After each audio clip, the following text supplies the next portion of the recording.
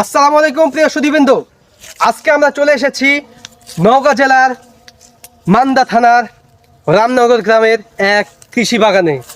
তো বাগানটা আসলেই অনেক সুন্দরভাবে যে কৃষক ভাইটি করেছেন, তিনি আসলে একজন প্রকৃত মানের কৃষক। তিনি জানেন যে কোন সময় কোন ফসলটা আবাদ করতে হবে আর কিভাবে আবাদ করলে মানে ফসলটার মান ভালো পাওয়া যাবে, মান ভালো থাকবে, পোকামাকড় থেকে সংরক্ষিত থাকবে।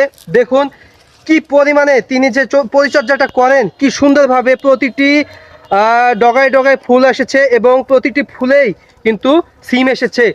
কি সুন্দর! আর এই সিমটা সম্ভবত হাইব্রিড ধরনের। তো এই সিমটা হচ্ছে ব্যাপক ফলন, পরিচর্যা তিনি করছেন সুন্দরভাবে। তো শ্রম হিসাবে কিন্তু এটাই অন্যান্য সিমের থেকে কিন্তু বেশি লাভবান হওয়া যায়।